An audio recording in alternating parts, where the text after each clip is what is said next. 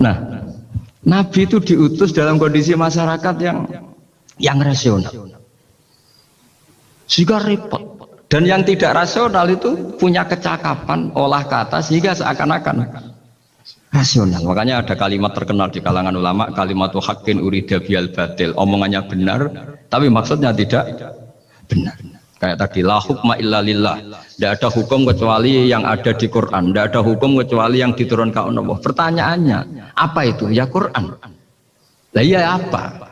Makanya kata Sidina Ali, ya sudah, sal hadal mushaf. Tanya mushaf kamu. Wah ya tidak bisa, itu kan hanya kertas sama tulisan. Makanya tanya ulama, kata Sidina Ali. Nah Quran itu bal huwa ayatum bayinatun fi suduril ladzina utul ilm. Quran itu begitu jelas sebagai solusi tapi di hatinya orang yang punya ilmu. Sehingga kemudian lahir beberapa generasi tauhid. Yang paling masyhur dimulai tauhid itu yang masyhur ya, yaitu adalah ketika ada orang namanya Muhammad bin Jubair bin Mut'im. Itu bapaknya Muhammad ini namanya Jubair bin Mut'im. Itu dia orang kafir, masih kafir. Dia datang ke Madinah itu untuk negosiasi tawanan perang Badar. Dulu beberapa orang yang negosiasi sama Nabi itu ya nunggu di masjid. Singkat cerita, Nabi sholat maghrib baca surat Wattur wa kitabim mastur fi raqim mansur wal baitil ma'mur was-saqfu fil marfu wal bahril masyur. Terus dia dengerin sampai Allah tanya, am khuliqu min ghairi syai'in.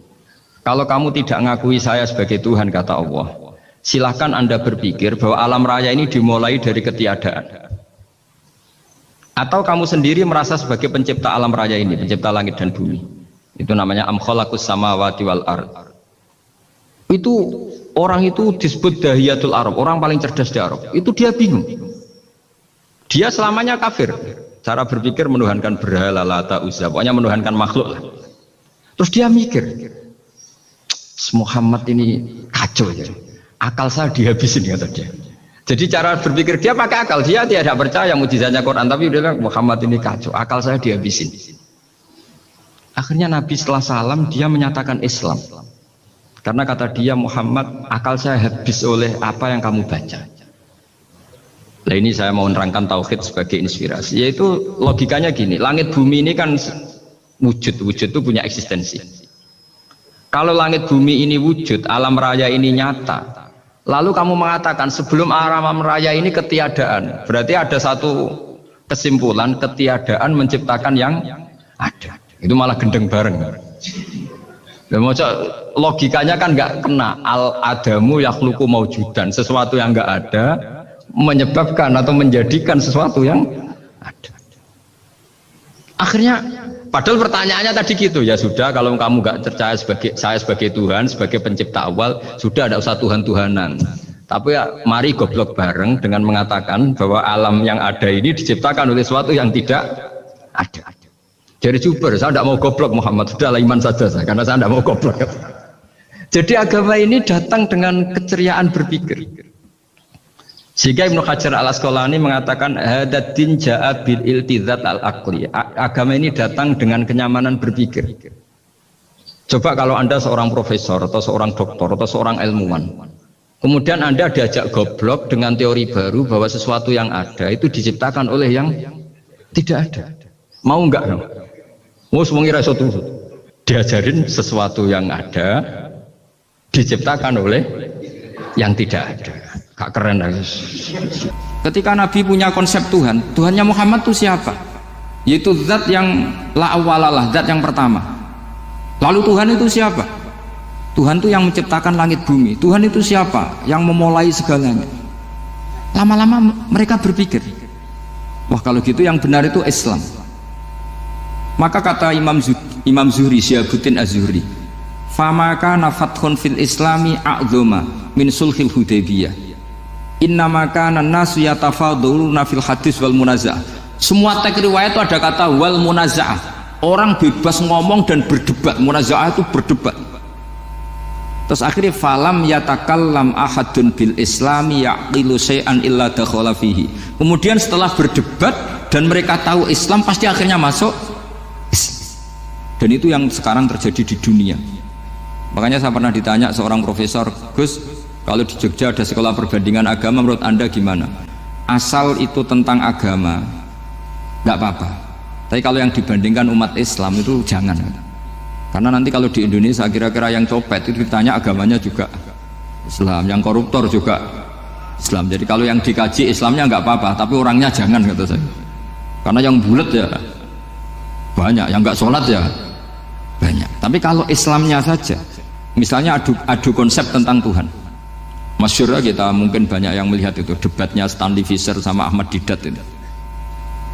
Tuhan kamu siapa ini itu sama Didat cerita Tuhan saya itu lam yalid walam yulad walam yakul lahu kufuwan. Itu spontan ada seorang mahasiswi bilang, sepertinya Tuhan Anda lebih menarik karena Tuhan Anda yang menciptakan langit bumi, yang Tuhan ini kok lahirnya sudah di bumi, masa lahir-lahir langsung jadi Tuhan.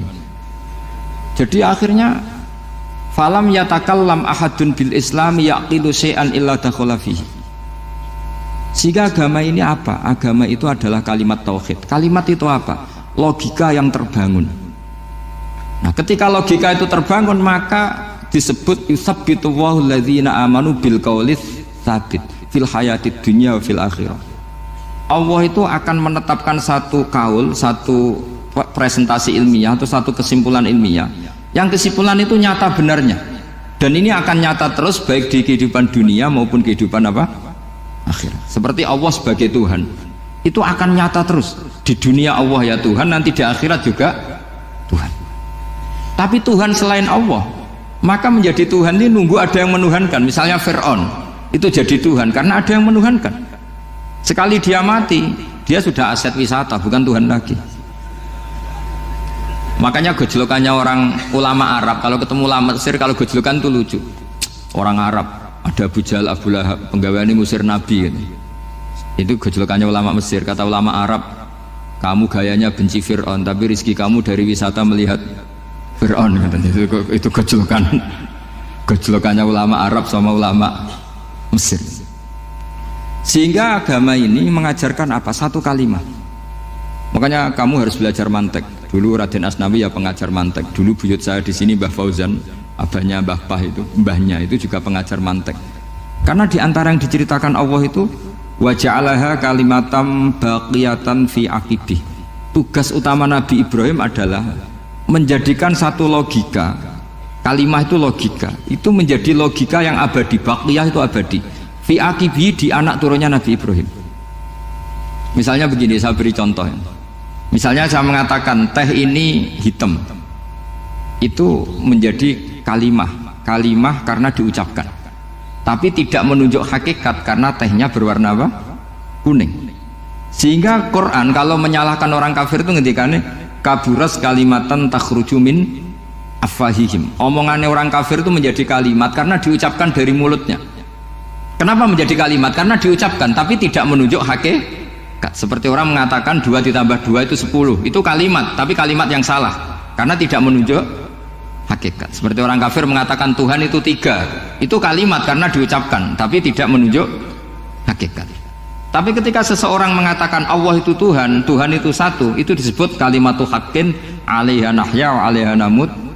Bagian disebutkan wa ja'alaha kalimatam baqiyah. Kenapa kalimat tauhid itu kalimat yang abadi? Karena Allah sebagai Tuhan di dunia juga sebagai Tuhan di akhirat, dan selalu Tuhan pada masa yang tidak terbatas. Itu disebut wa ja'alaha kalimatam baqiyah. Kemudian umatnya Nabi mengganti kalimat yang gampang. Allah punya sifat baqa, punya sifat akhir. Maksudnya akhir itu la akhiralah. Terus semuanya. Yang paham ya alhamdulillah, yang enggak paham dikon ngapal wujud kidam baqa mukhalafatul khawadisi qiyamuhu binafsi wahdaniyat kudrat iradat. Wes paham.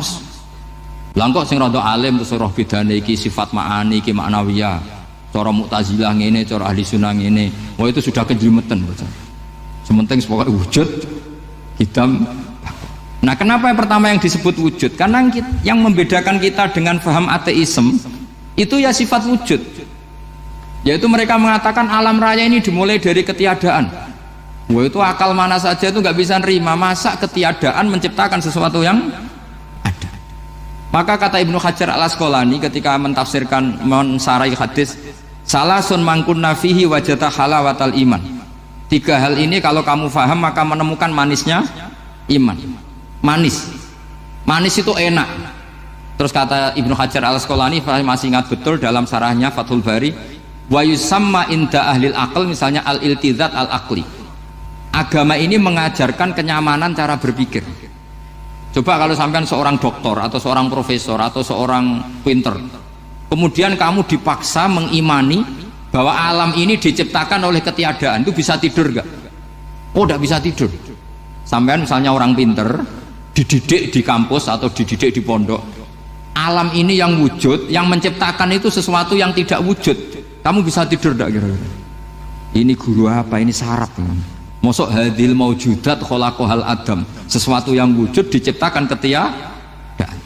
Tapi agama ini membawa sesuatu yang menyenangkan untuk akal, yaitu hadhil maujudat khalaqaha wajibul wujud. Maujudat yang wujud ini diciptakan super maujud, yaitu oleh bahasa pondok disebut wajibul wujud. Kan terus seneng, wajar dong kalau sesuatu yang ada diciptakan oleh yang ada. Nah tentu ada pencipta, terus ada super, disebut wajibul wujud. Kan terus enak.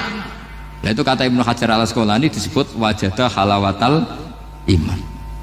Sehingga kita tidak usah khawatir. Makanya saya itu termasuk orang yang nggak khawatir. Apapun rusaknya dunia ini, kacaunya dunia ini, akan kalah dengan kalimatut tauhid. Karena kalimat ini ketemu apa saja pasti menghancurkan. Yaitu disebut bal naqdhifu bil haqqi 'alal batil fayadmaghuhu fa idza huwa zahid. Kalimat hak ini akan menabrak apa saja, dan yang ditabrak pasti hancur.